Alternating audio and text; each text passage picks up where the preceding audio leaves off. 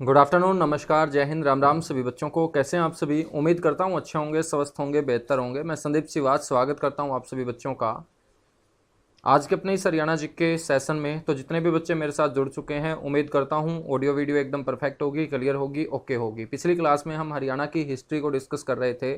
सिंधु घाटी से जुड़े हुए हरियाणा में खोजे गए कुछ महत्वपूर्ण स्थलों के बारे में डिस्कस कर रहे थे, जिसमें मैं आप लोगों को राखी गढ़ी के बारे में बता चुका था, फरमाना के बारे में बता चुका था, बन्नावली के बारे में बता चुका था, और लास्ट में हमने कुनाल नामक गांव जो फतेहाबाद जिले में स्थित है, जो अपने हरियाणा के अंदर सबसे पुरानी बस्ती के रूप में जाना जाता है, क्योंकि हरियाणा में सबसे पहले लोगों के बसने का प्रमाण इसी कुनाल गांव से प्राप्त हुआ। इसकी खुदाई और खोज का जो श्रेय जाता है वो J.S. खत्री और M. आचार्य को 1986 में जाता है।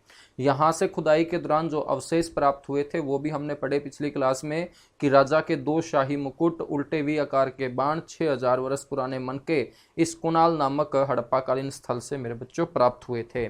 तो इन्हीं बातों से कंटिन्यू आज की क्लास में हम बढ़ते हैं, और उम्मीद कर रहा हूं कि आप लोगों के अच्छे तरीके से चीज़ें समझ में भी आ रही होगी, और आप लोग घर पे इन सारी की सारी बातों की रिवीजन भी करते होंगे। तो जब तक आप इनको पढ़ोगे नहीं तब तक मेरे बच्चों कोई फ़ायदा होने वाला है नहीं। तो आप घर पे जाके इनकी 2-3 बार ज़रूर रिवीजन कीजिएगा, उसके बाद आपके हिस्ट्री जो है ना वो दिमाग में सेट होगी। चलेगा, आगे बढ़ेंगे। फिर कुनाल नामक गांव से आगे हम बढ़ना स्टार्ट करें तो कुनाल के बाद आपको ध्यान रखना है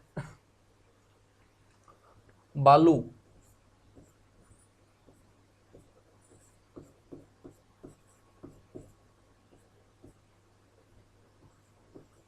बालू जो है बच्चों, ये कैथल जिले में स्थित आपका गांव है।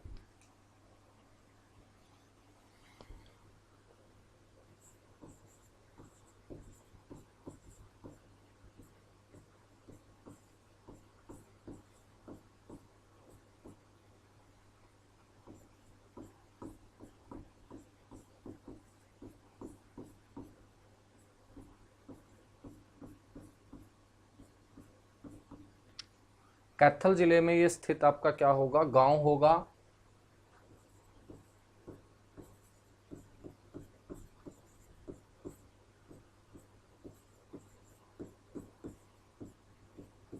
इसकी खोज और जो खुदाई है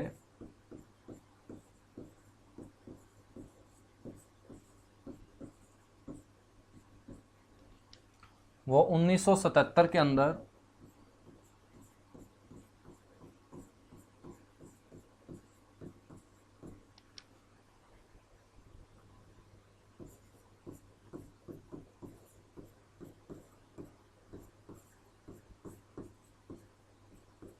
डॉक्टर जिम जे सैफर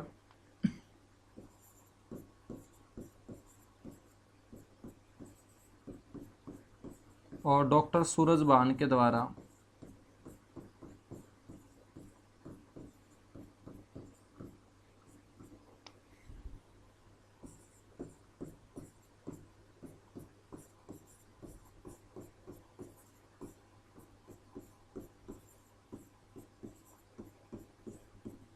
बच्चों करवाई गई थी।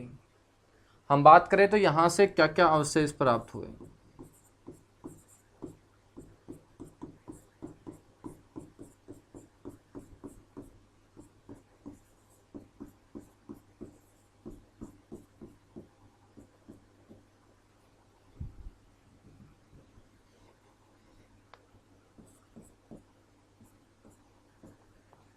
यहाँ से प्राप्त हुए अवशेषों में आपको ध्यान रखना है कि कुछ तो यहाँ से बर्तन प्राप्त हुए हैं मिट्टी के, लेकिन यहाँ पर जो मिट्टी के बर्तन मिले हैं मेरे बच्चों, वो कैसे बर्तन हैं?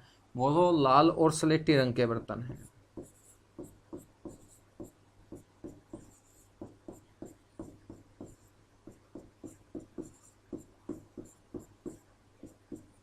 तो लाल और स्लेटी रंग के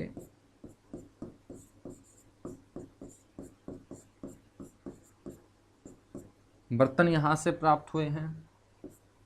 और दूसरा बड़ा इंपॉर्टेंट प्रमाण यहाँ से मिला है लहसुन। लहसुन जो एक मसाला है आपका, सब्जियों में जो यूज़ आप करते होंगे, तो पहले के लोग लहसुन का भी इस्तेमाल किया करते थे। इस बात का प्रमाण बच्चों कौन से हड़प्पाकालीन स्थल से प्राप्त होता है? बाड़ू नामक हड़प्पाकालीन स्थल से प्राप्त होता है। बाड़ू के बाद नेक्स्ट आपको ध्यान रखना है, यहीं पर है आपका भगवानपुर।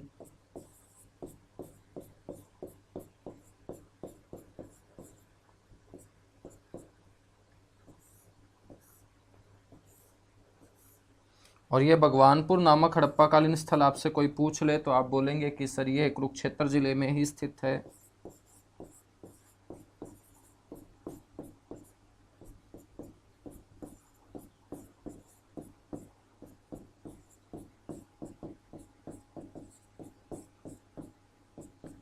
कुरुक्षेत्र जिले में ये स्थित है।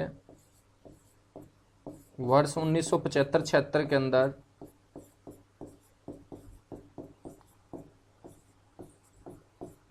डॉक्टर जीपी जोशी के द्वारा इसकी खोज की गई थी।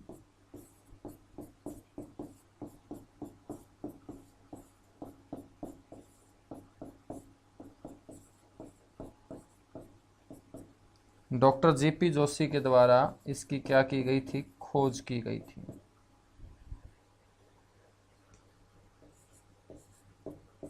बच्चों कुरुक्षेत्र विश्वविद्यालय के ये नजदीक स्थित है।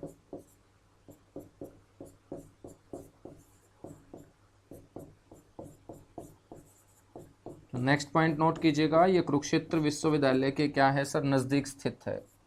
तो क्वेश्चन आपसे ऐसे पूछा गया है एग्जाम के अंदर कि कौन सा हड़प्पाकालीन स्थल है कुरुक्षेत्र यूनिवर्सिटी कुरुक्षेत्र के नजदीक स्थित है, तो आप बोलेंगे वो भगवानपुर नामक हड़प्पाकालीन स्थल है।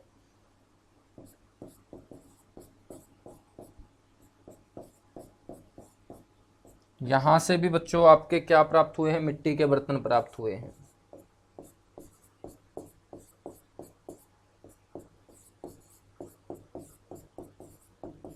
मिट्टी के बड़ी संख्या में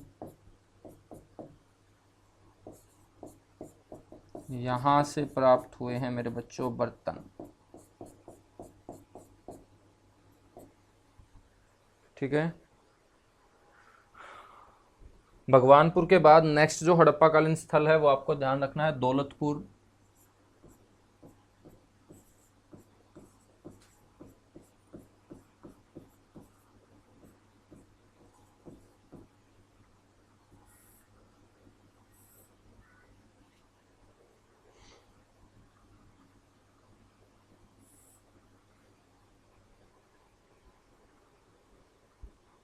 बात करें दौलतपुर की तो आपको पता होना चाहिए ये हड़प्पाकालीन स्थल भी आपका कौन से जिले का स्थित है सर? कुरुक्षेत्र जिले में ही ये स्थित है।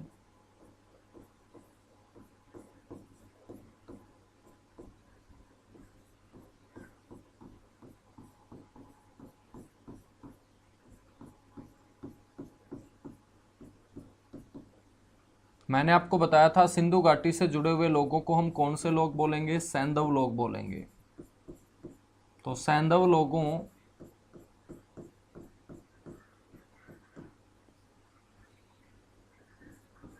का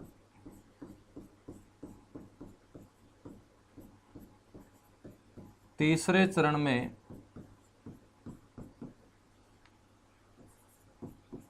हरियाणा में बसने का जो प्रमाण है, मैंने आपको बताया था कि जो सिंधु घाटी से जुड़े हुए लोग हैं वो हरियाणा के अंदर 3 चरणों में आए थे, पहले चरण में, दूसरे चरण में, तीसरे चरण में। तो तीसरे चरण में आने वाले सिंधु घाटी सभ्यता से जुड़े हुए लोगों का जो प्रमाण मिला बच्चों वो इसी गांव से मिला है। तो सैंधव लोगों का तीसरे चरण में हरियाणा में बसने का जो प्रमाण है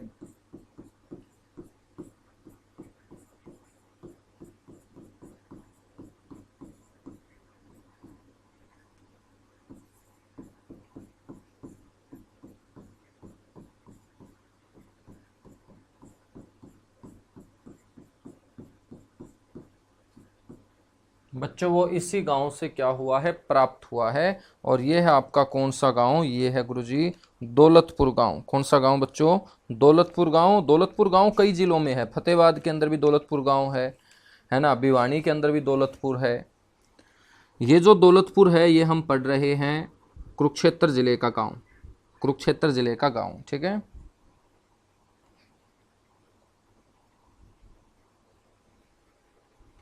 बताया जाता है इतिहासकारों के द्वारा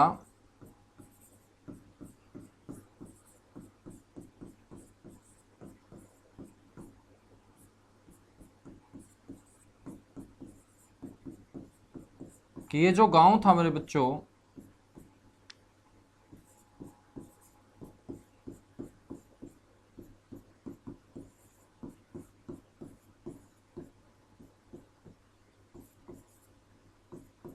ये शतरंज के बिसात के नमूने पर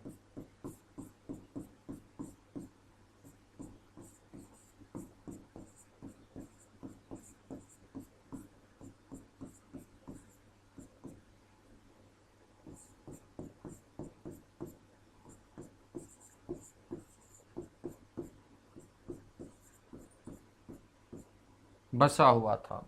शतरंज के बिसात के नमूने के ऊपर ये क्या था आपका, बसा हुआ मेरे बच्चों गांव था। ठीक है, यहां से क्या प्राप्त हुआ,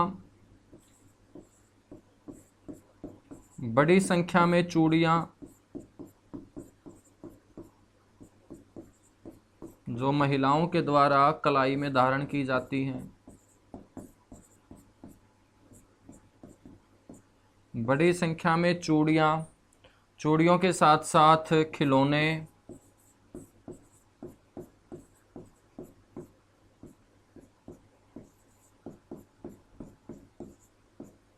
और मिट्टी के बर्तन यहां से प्राप्त हुए हैं।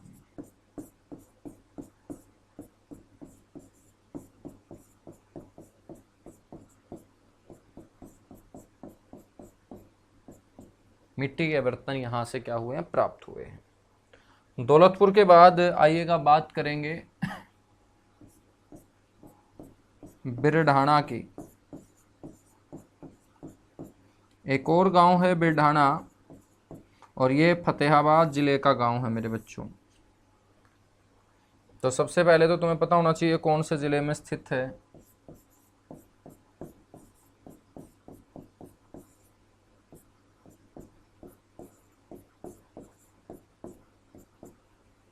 फतेहाबाद जिले में ये स्थित गांव है।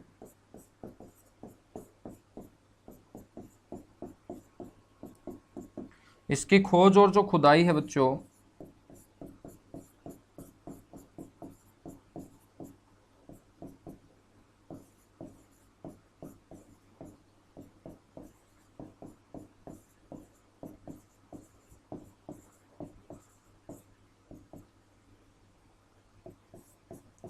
वर्ष 2003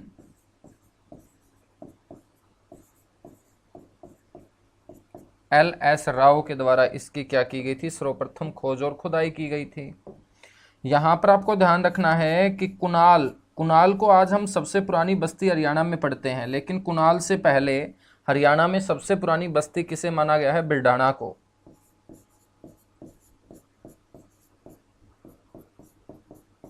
तो कुणाल से पहले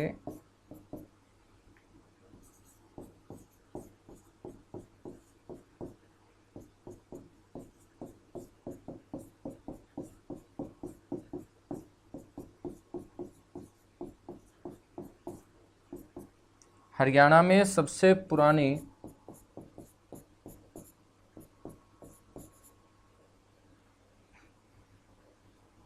बस्ती मेरे बच्चों बिरढाणा को माना जाता था। तो HSSC ने बिरडाणा भी आंसर माना है, वो इसलिए माना है क्योंकि तब तक कुणाल की पुष्टि नहीं हो पाई थी। खोज तो हालांकि कुणाल की बिरडाणा से काफ़ी टाइम पहले हुई, कुणाल की खोज 1986 में हुई, इसकी खोज 2003 में। लेकिन जो इतिहासकार हैं वो इस निष्कर्ष पे काफ़ी देरी से पहुंचते हैं कि बिरडाणा सबसे पुरानी बस्ती नहीं, बल्कि बिरडाणा से भी पहले लोगों के बसने का प्रमाण कुणाल से प्राप्त होता है। कुणाल ही वास्तव में हरियाणा के अंदर सबसे पुरानी बस्ती क्या है, मानी जाएगी। तो बच्चों वर्तमान में कुणाल है, लेकिन जब तक कुणाल को नहीं मानते थे उस समय बिरडाणा को मानते थे। जल्दी से एक बार इसको नोट कीजिएगा, विद इन 30 सेकेंड का टाइम दे रहा हूं, उसके बाद हम आगे बढ़ेंगे। बिरढाणा के अलावा हम मित्ताथल को भी पढ़ेंगे, मित्ताथल जो भिवानी जिले के अंदर स्थित है।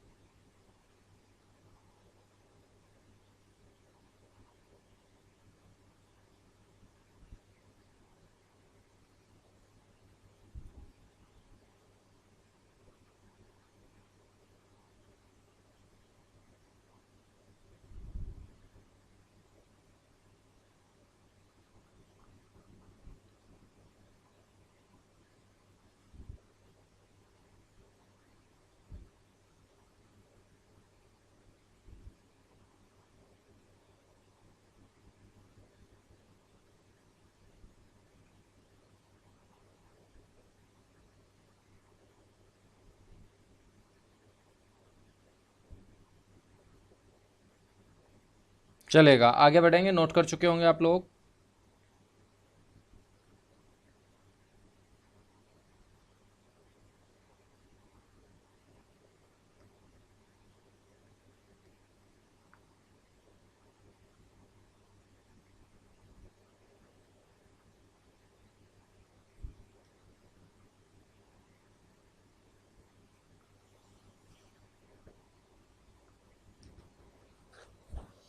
आ जाइएगा, आगे बढ़ते हैं।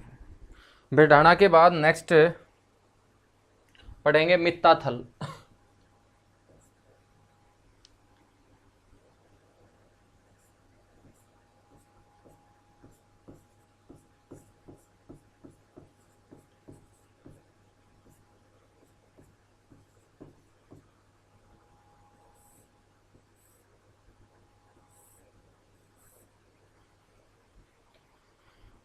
बात करेंगे बच्चों मित्ताथल की। तो मित्ताथल कौन से जिले में है? सर भिवानी जिले का गांव है ये।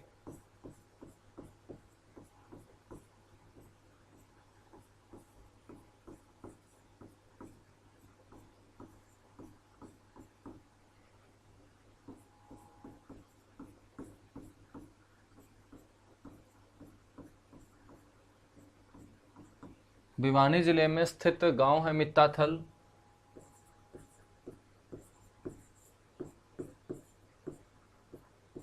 इसकी खोज 1967-68 में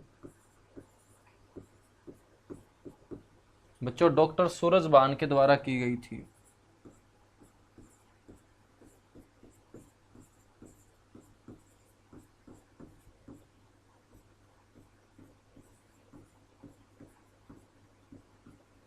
डॉक्टर सूरजबान के द्वारा इसकी खोज की गई थी। यहां से कौन कौन से अवशेष प्राप्त हुए?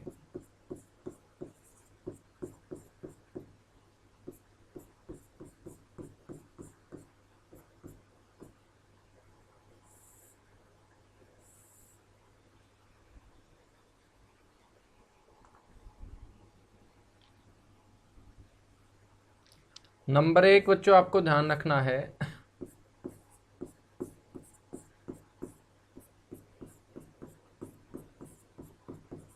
मिट्टी से बना हुआ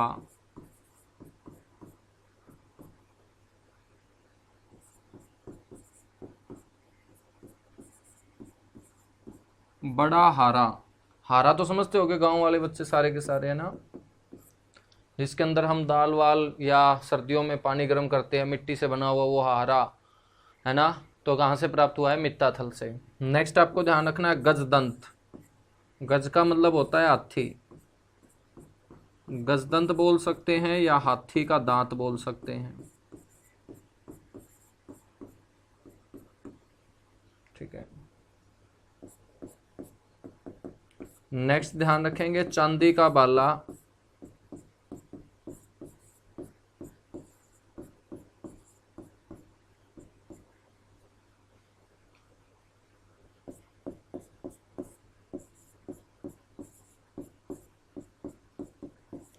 चांदी की चूड़ियां, चांदी का बाला, चांदी की चूड़ियां। और आगे आपको ध्यान रखना है बच्चों सिलबट्टा। सिलबट्टा क्या होता है? जो किसी चीज के पीसने के काम आता है ना, सिलबट्टा। पत्थर के ऊपर जो हम क्या करते हैं, रगड़ाई करते हैं, वो सिलबट्टा होता है। और एक आपको ध्यान रखना है चौपड़ की बिसात के नमूने की सड़कें।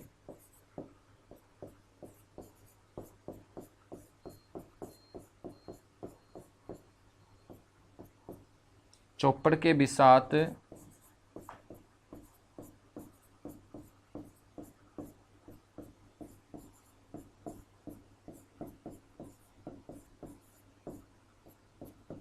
के नमूने की सड़कें बच्चों कहाँ से प्राप्त हुई है? ये मित्ताथल से अवशेष प्राप्त होते हैं, ठीक है।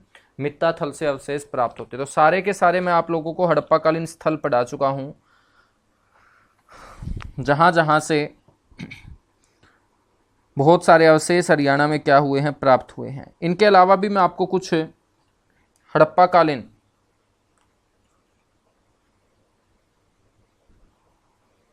स्थल पढ़ा रहा हूं बच्चों, इनके अलावा भी, ठीक है, वहां से अवशेष तो कॉमन ही मिले हैं, लेकिन इनके अलावा और कौन कौन से हड़प्पा कालीन स्थल हैं, तो हेडिंग डालिएगा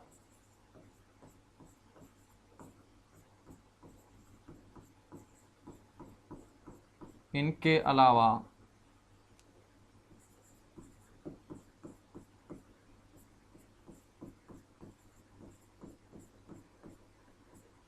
हड़प्पा सभ्यता से संबंधित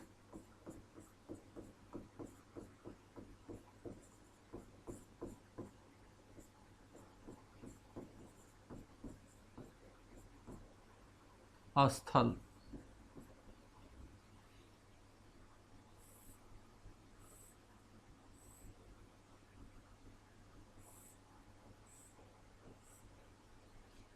ठीक है, तो जितने मैंने पढ़ाए हैं इनके अलावा भी कुछ और मैं आप लोगों को यहाँ से पढ़ा रहा हूँ, कौन कौन से हड़प्पा सभ्यता से संबंधित क्या है आपके स्थल हैं। ठीक है,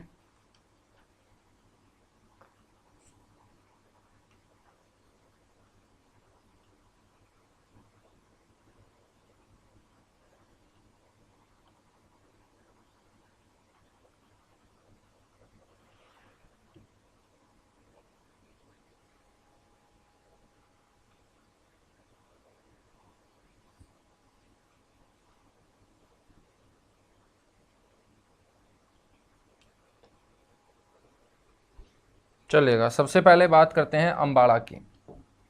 जिला अम्बाड़ा,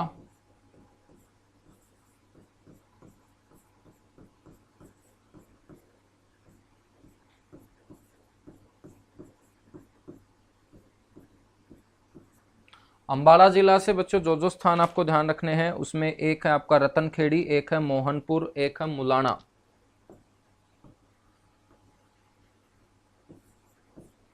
गांव के नाम है ये और कुछ नहीं है, रतनखेड़ी,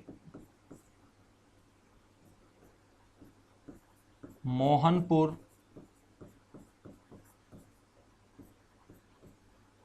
और मुलाना।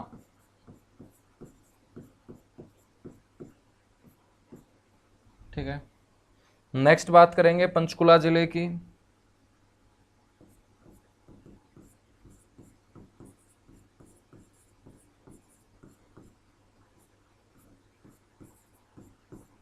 हड़प्पा सभ्यता से जुड़ा हुआ जो स्थान पंचकुला जिले से प्राप्त होता है वो है आपका स्थान पिंजौर। पिंजौर से भी बहुत सारे अवशेष प्राप्त होते हैं, जिससे पता चलता है कि ये भी हड़प्पा सभ्यता से जुड़ा हुआ स्थान रहा होगा।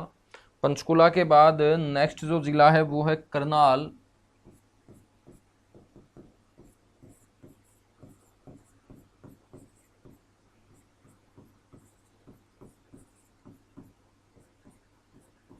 और करनाल जिले के अंदर हम बात करें तो यहाँ पर एक है निसिंग, निसिंग नाम की जगह है, बड़ा इंपॉर्टेंट है बच्चों करनाल का ये स्थान, जिसका नाम है निसिंग।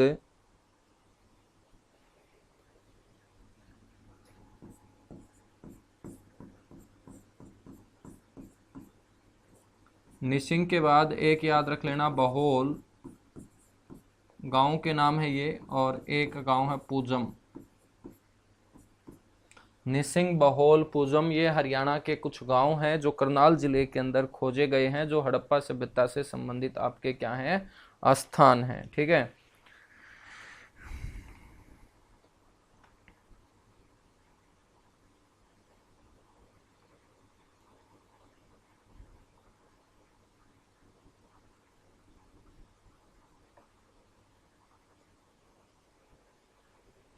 चलेगा। बात करेंगे इसार की। इसार के अंदर मैंने आपको एक तो मित्ता बन्ना, एक तो मैंने इसार के अंदर आपको राखी गढ़ी पढ़ाया और एक इसार के अंदर मैंने सीसवाल संस्कृति पढ़ाई। उसके अलावा भी इसार जिले के अंदर एक दो गांव आपको ध्यान रखना है। खरड़ अलीपुर, इसार के नज़दीक ही गांव है खरड़ अलीपुर।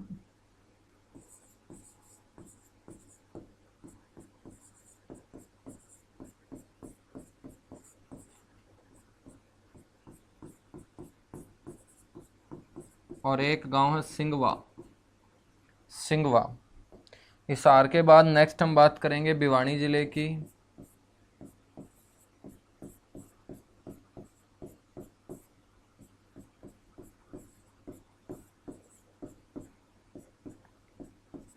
भिवानी जिले के अंदर आपको गांव याद रखना है बच्चों, तालू गांव।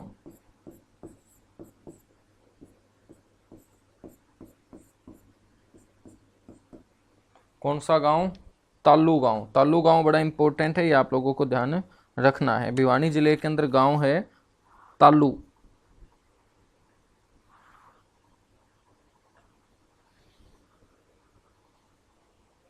और एक गांव और याद रख लेना, तिगड़ाना गांव।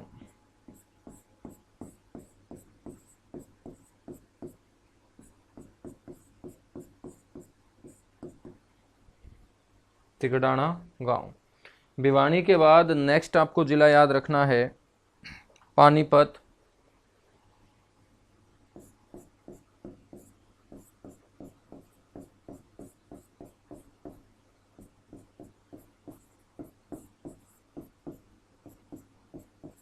और पानीपत के अंदर गांव याद रखना है उडलाना कला।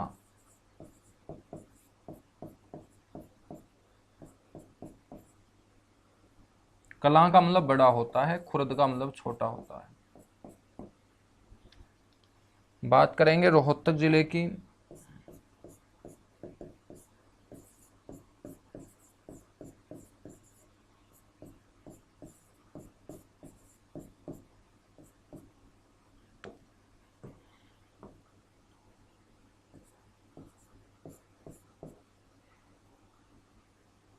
रोहतक जिले के अंदर मेरे बच्चों एक तो आपको ध्यान रखना है फरमाना, ये हमने पढ़ा भी था।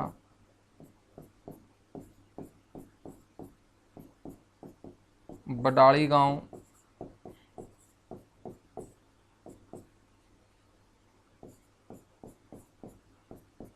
बड़ा बहन गांव।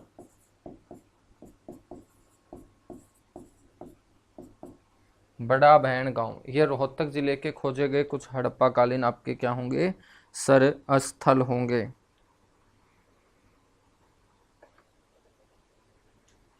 नेक्स्ट है गुरुग्राम। गांव तो बहुत सारे हैं लेकिन मेन मेन लिखवा रहा हूं बस।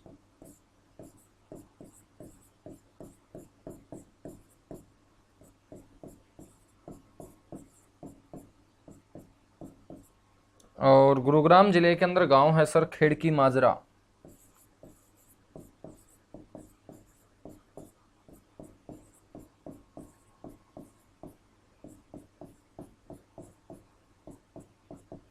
कौन सा माजरा गांव है ये? खेड़की माजरा गांव है मेरे बच्चों। तो ध्यान रखेंगे खेड़की माजरा जो गांव है ये आपका गुड़गांव जिले का गांव है। ठीक, बात करते हैं नूह जिले की।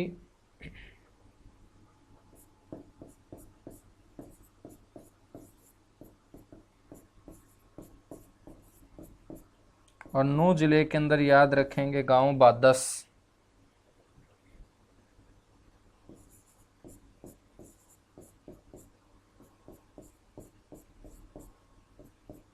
क्वेश्चन कैसे पूछेगा? क्वेश्चन गांव का नाम देके जिले का नाम भी पूछ सकता है, या जिले का नाम देके आपसे पूछ सकता है कि दिए गए स्थानों में से कौन सा हड़प्पा कालीन सभ्यता से जुड़ा हुआ स्थल है। तो बच्चों नूह जिले के अंदर गांव है आपका कौन सा? बादस गांव। ये आप लोगों को पता होना चाहिए। ठीक है,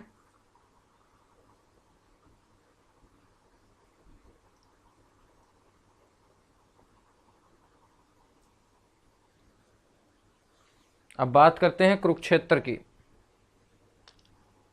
लास्ट हम बात करेंगे कुरुक्षेत्र की।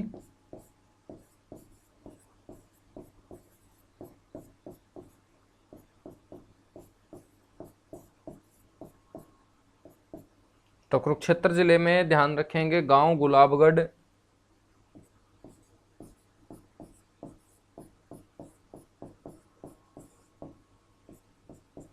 पीपली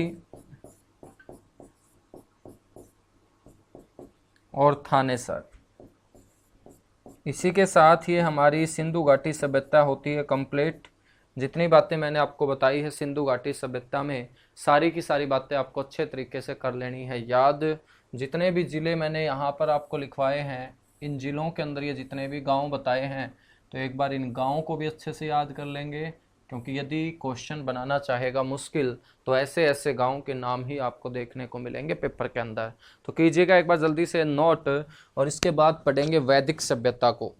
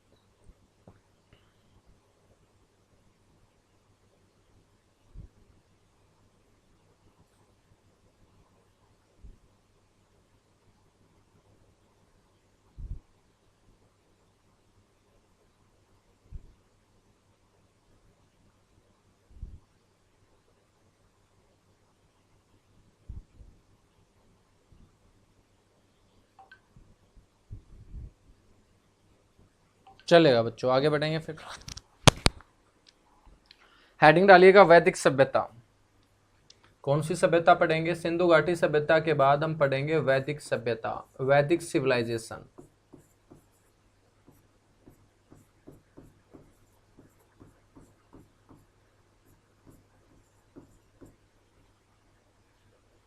बच्चों वैदिक सभ्यता का जो टाइम पीरियड माना जाता है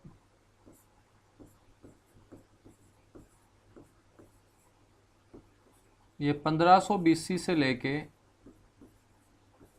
600 बीसी माना जाता है।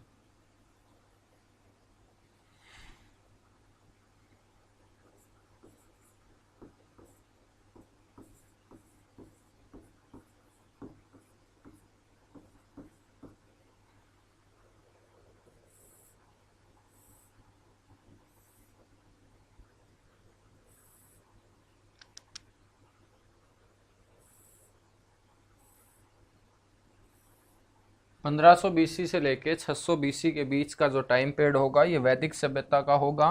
सर इसे हम वैदिक सभ्यता क्यों बोलते हैं? क्योंकि इस सभ्यता के लोगों का जो जीवन है वो वेदों के ऊपर टिका हुआ था।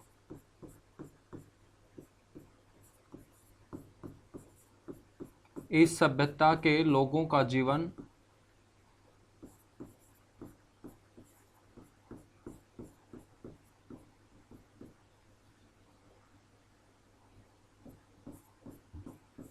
किसके ऊपर आधारित था बच्चों? वेदों के ऊपर आधारित था, और वेदों से ही ये वर्ड निकल के आया है वैदिक। वेदों से ही ये वर्ड बना है वैदिक। ठीक है,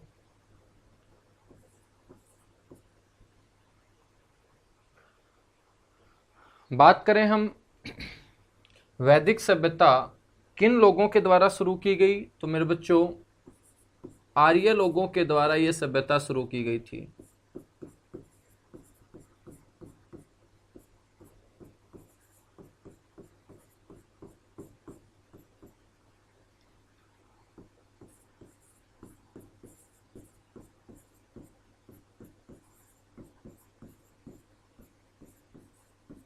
आर्य लोगों के द्वारा ही इस सभ्यता को शुरू किया गया था। आर्य शब्द जो है यह संस्कृत भाषा का शब्द है।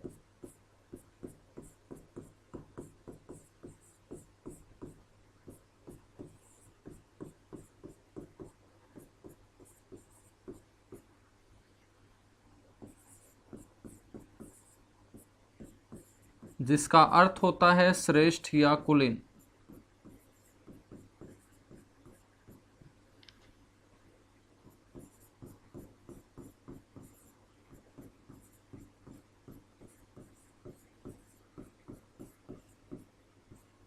जिसका अर्थ है श्रेष्ठ या कुलीन।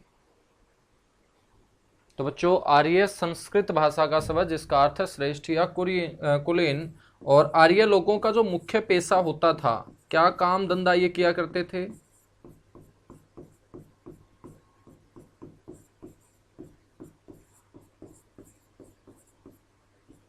तो आर्य लोगों का मुख्य पेशा होता था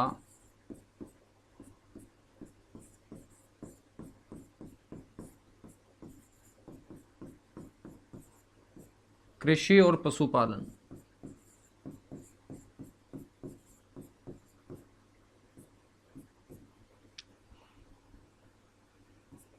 आर्य लोगों का मुख्य पेशा क्या था? कृषि और पशुपालन था। और कृषि और पशुपालन के उद्देश्य से ही इन्होंने भारत के अंदर क्या किया था? प्रवेश किया था।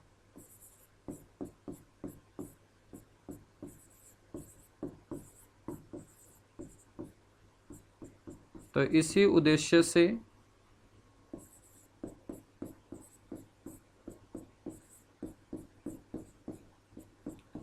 ये आर्य लोग भारत में आकर बसे थे। अलग अलग विद्वानों का अलग अलग मानना है। कुछ तो बोलते हैं कि आर्य लोग बाहर से आए थे, कुछ का मानना है कि ये कहीं से नहीं आए थे, इसी धरती के थे। लेकिन एक बहुत बड़े विद्वान मैक्स मुलर हुए हैं, उनका मानना है कि ये मध्य एशिया से आकर भारत के अंदर आकर बसे थे। और उस विद्वान का नाम आपको याद रखना पड़ेगा, प्रसिद्ध विद्वान नाम है उसका मैक्स मुलर।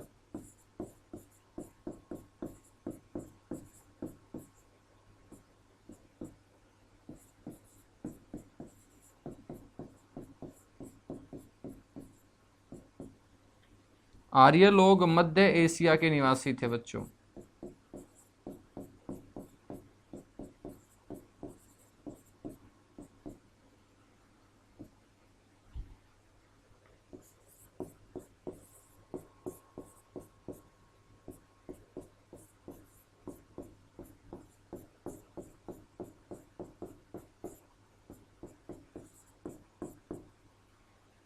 और खैबर दर्रे को पार करके ये भारत में आए थे।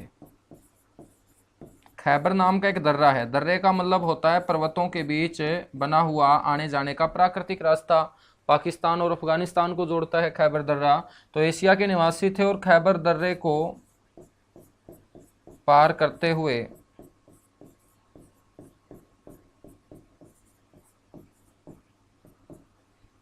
भारत में आकर बसे थे बच्चों।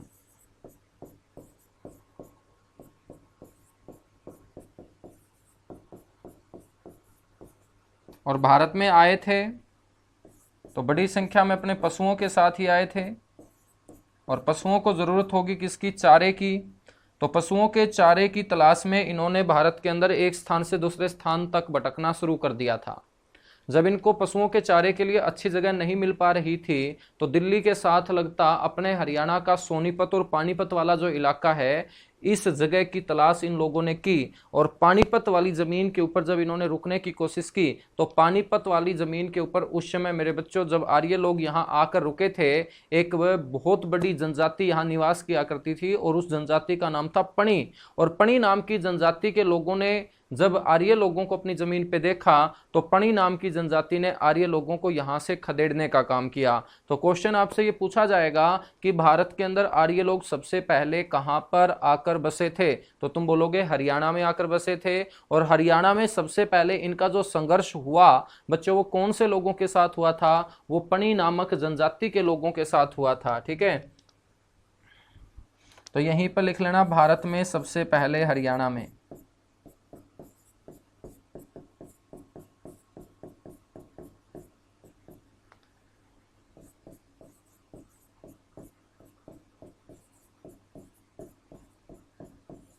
तो भारत में सबसे पहले ये कहां पर आकर बसे थे सर? हरियाणा में आकर बसे थे।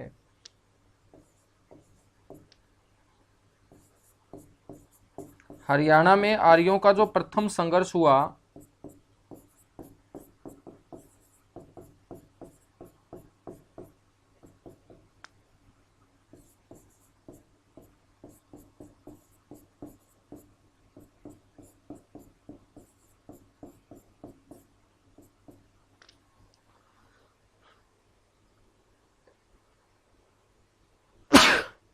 हरियाणा में आर्यों का प्रथम संघर्ष जो हुआ वो पानीपत में हुआ था बच्चों।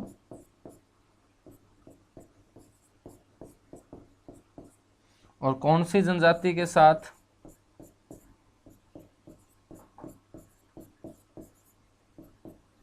पणी नामक जनजाति के साथ।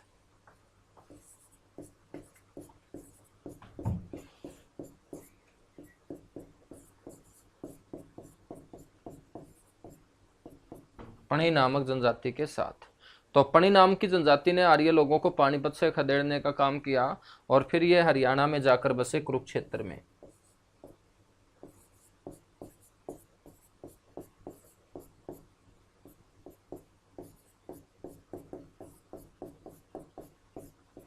तो पानीपत से आगे ये हरियाणा में जाकर बसे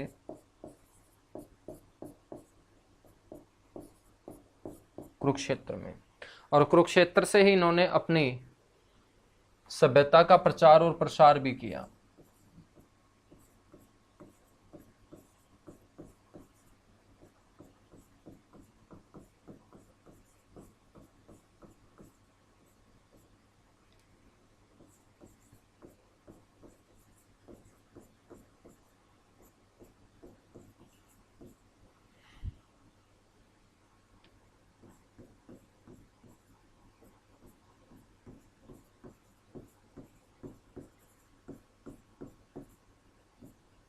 तो वैदिक संस्कृति का प्रचार प्रसार कहाँ से? कुरुक्षेत्र से। इसीलिए बच्चों वैदिक सभ्यता का पालना कहा जाता है कुरुक्षेत्र को। पालने का मतलब जहां से कोई चीज पलती बढ़ती है, बड़ी होती है। जैसे आप भी जब छोटे थे तो घर वाले आपको पालने में ही झुलाते थे, क्योंकि पालने से ही बच्चों कोई भी चीज जो होती है वो शुरू होती है ना। तो हम पहले पालने में ही झूलते हैं, पालने के बाद पैदल चलना स्टार्ट करते हैं, ठीक है। तो जहां से कोई चीज पलती बढ़ती है, फलती फूलती है, उसी को पालना बोलते हैं। और वैदिक सभ्यता फली फूली कहाँ से? कुरुक्षेत्र से। तो वैदिक सभ्यता का पालना किसे बोल दोगे तुम? सर वैदिक सभ्यता का पालना हम बोल देंगे कुरुक्षेत्र को।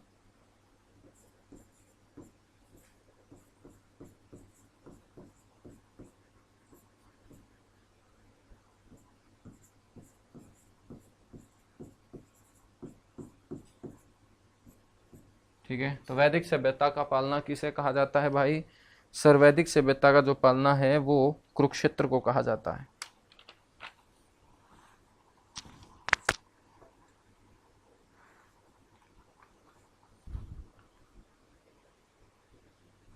बच्चों इन आर्य लोगों का जो पहला पराक्रमी राजा था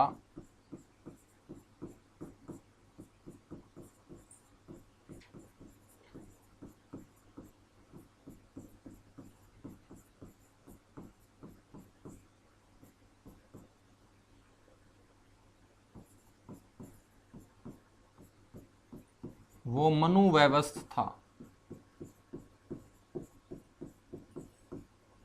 मनु वैवस्थ था। और मनु वैवस्थ के जो पुत्र थे उनकी संख्या है 4।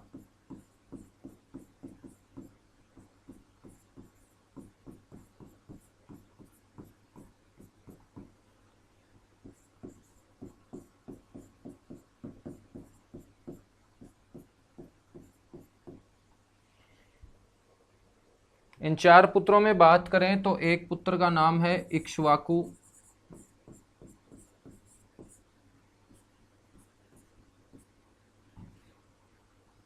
एक का नाम है परशु, एक का नाम था सरियाती,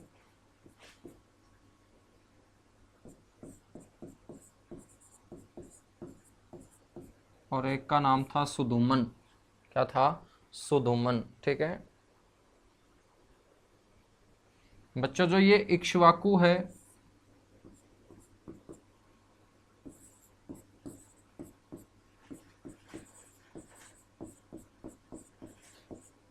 इसकी नगरी रही है इक्कस। इक्कस गांव है हमारे जींद जिले का।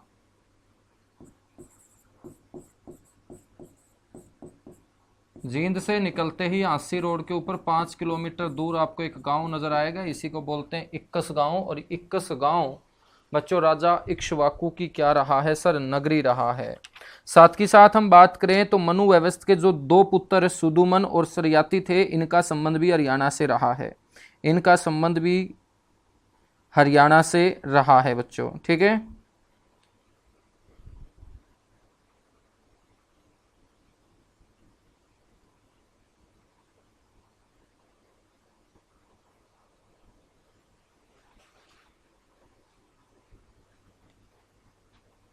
तो यहीं पर ध्यान रखिएगा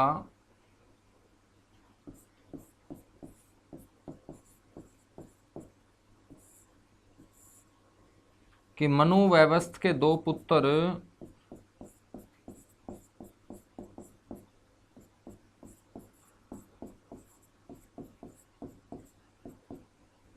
सुदुमन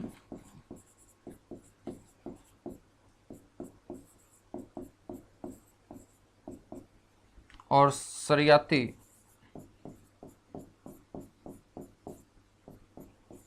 का साम्राज्य विस्तार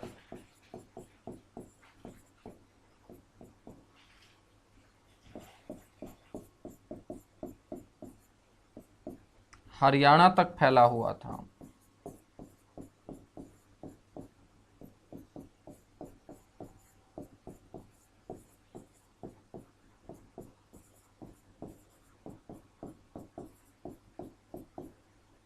ठीक है, बात करें हम किसकी? सुदुमन की।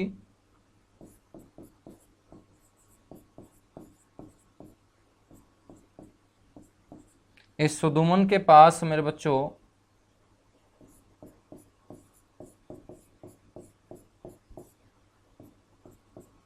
सरस्वती नदी का क्षेत्र शामिल था, या सरस्वती नदी का क्षेत्र इसके पास होता था।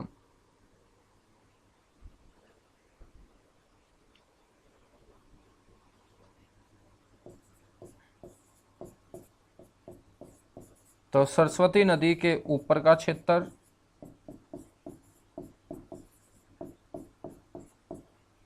और सतलुज नदी से नीचे का क्षेत्र।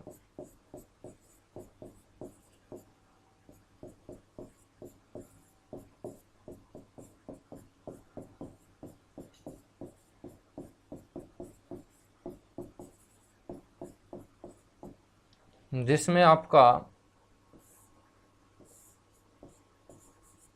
अंबाड़ा और कुरुक्षेत्र आता है।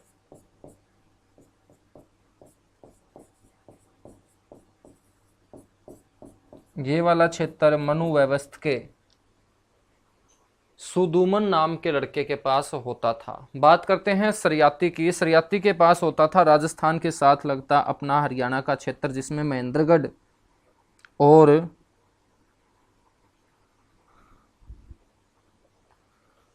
महेंद्रगढ़ के आसपास का क्षेत्र शामिल था। जल्दी से एक बार इसको नोट कीजिएगा, उसके बाद मैं आपको सरयाती के बारे में भी बताऊंगा कि सरयाती, ये दोनों क्वेश्चन आपसे पेपर में पूछे जा चुके हैं बच्चों। ये दोनों क्वेश्चन पेपर में आप लोगों से पूछे जा चुके हैं, तो जल्दी से नोट कीजिएगा, उसके बाद हम आगे बढ़ेंगे।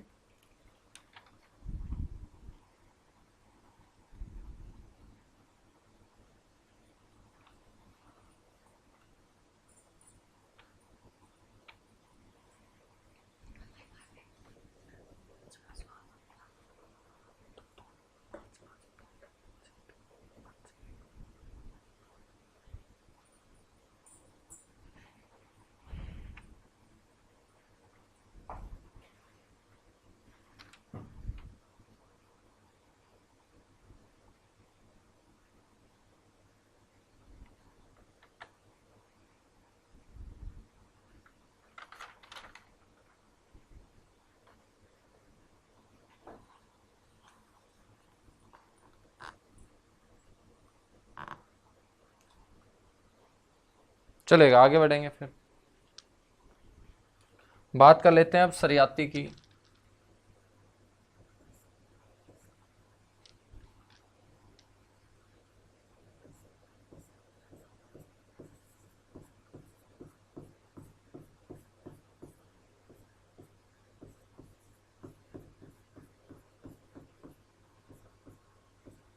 तो सरयाती के पास हरियाणा का कौन सा क्षेत्र था?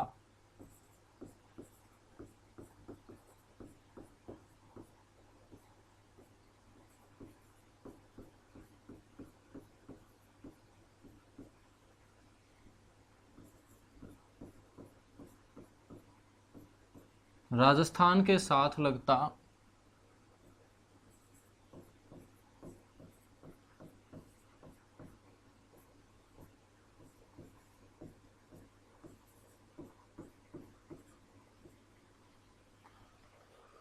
राजस्थान के साथ लगता हरियाणा का क्षेत्र था बच्चों। इसकी जो राजधानी थी बच्चों वो कौन सी होती थी?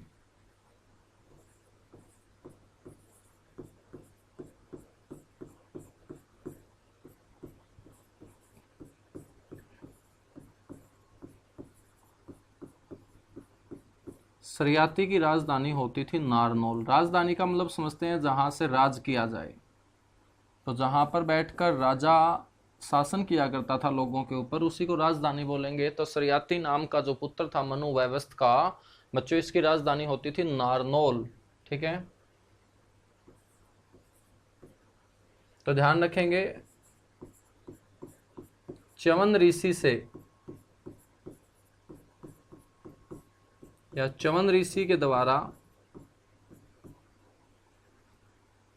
यहां पर महान अश्वमेध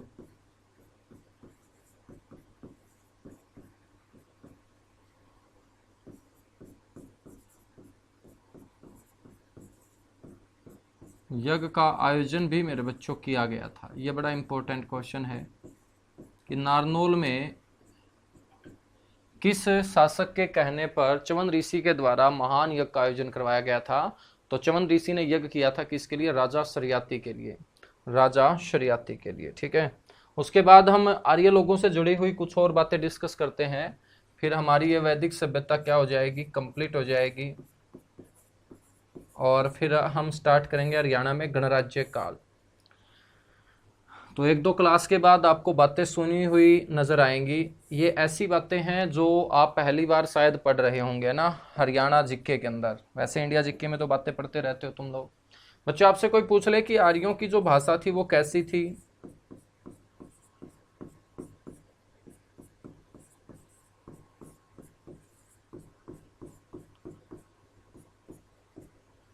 तो आर्यों की भाषा थी सर संस्कृत। ठीक है, आर्यों का मुख्य पेशा क्या था?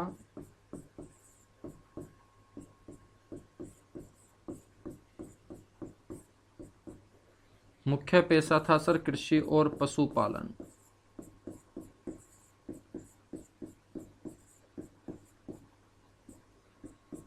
आर्य लोगों का मुख्य जो पेशा था वो क्या था? कृषि और पशुपालन था।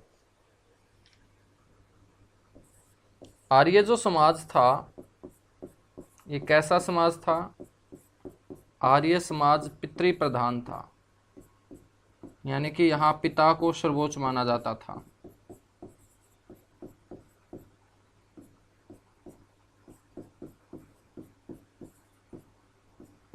कैसा समाज था? पितृ प्रधान समाज था। ठीक है, समाज की सबसे छोटी इकाई कौन सी होती थी?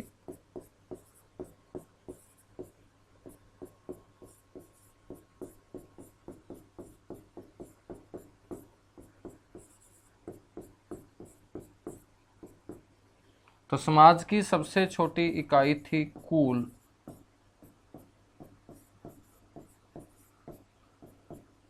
तो कुल का मुखिया कौन कहलाता था?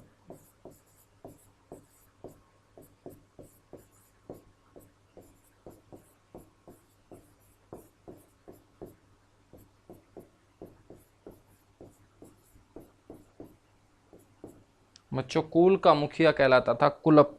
क्या कहलाता था? कुलप कहलाता था।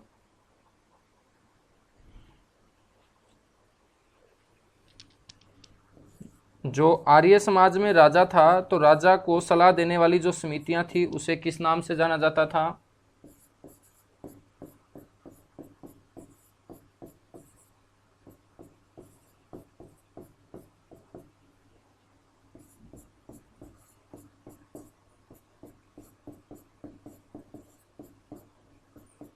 तो राजा को सलाह देने वाली संस्था थी सभा और समिति।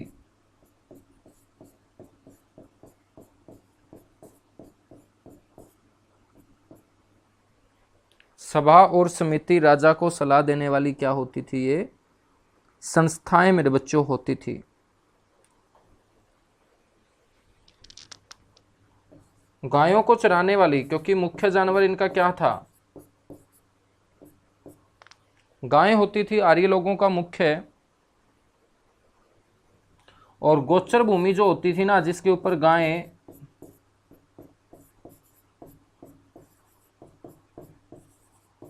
चरती थी बच्चों, उस भूमि को गोचर भूमि बोलेंगे, जिस भूमि के ऊपर गायें वगैरह चरती हो। और उस भूमि की रखवाली करने वाला जो अधिकारी होता था, वो होता था आपका कौन सा पति मेरे बच्चों? वाजपति।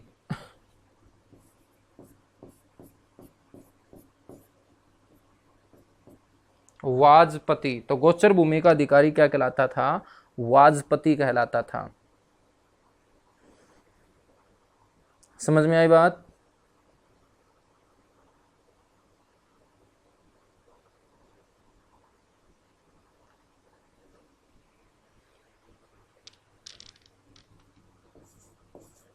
बच्चों, उत्तर वैदिक काल में देश का जो मुख्य विद्यालय बना था वो अपने हरियाणा में ही बना था।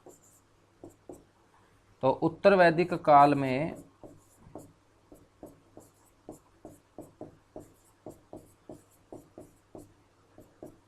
मुख्य विद्यालय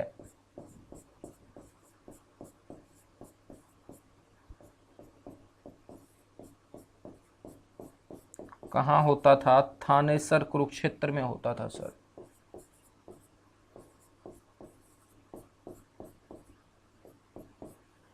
थानेसर कुरुक्षेत्र के अंदर आपका मुख्य विद्यालय होता था। ठीक है, तो इतनी सी बातें आपको ध्यान रखनी है। ये सारी की सारी बातें आर्य लोगों से आप लोगों को ध्यान रखनी है।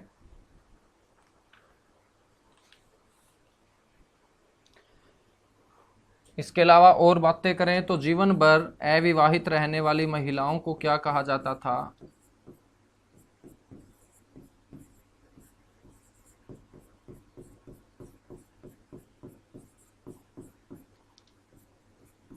जीवन भर अविवाहित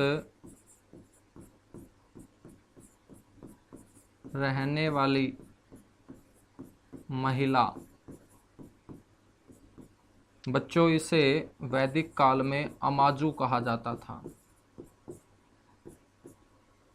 आर्यों का मुख्य जो पेय पदार्थ होता था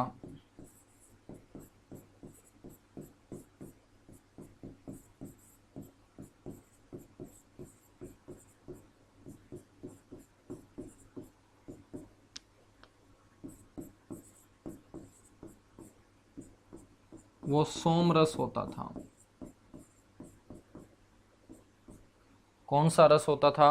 सोमरस मेरे बच्चों आर्य लोगों का मुख्य पेय पदार्थ होता था। ये आप लोगों को पता होना चाहिए। ठीक है,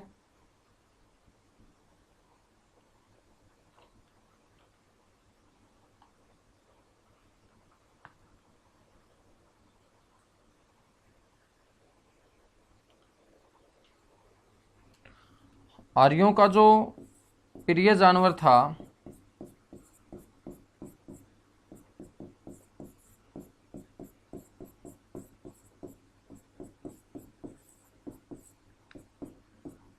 वो घोड़ा था। प्रिय जो देवता था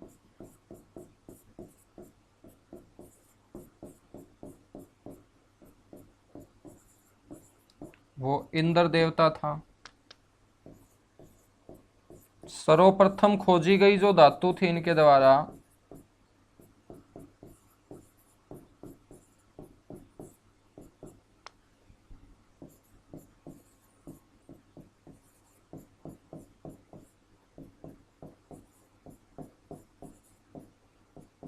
बच्चों वो लोहा थी। सर्वप्रथम इनके द्वारा कौन सी धातु की खोज की गई थी? लोहा की खोज की गई थी। ठीक है,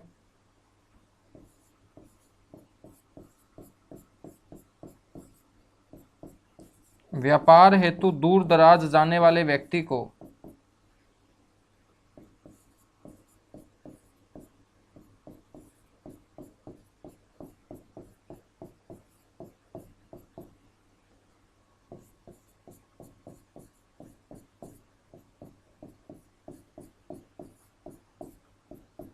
बच्चों ये लोग पणी कहा करते थे, क्या कहा करते थे सर? पणी, पणी नाम से उसे जाना करते थे।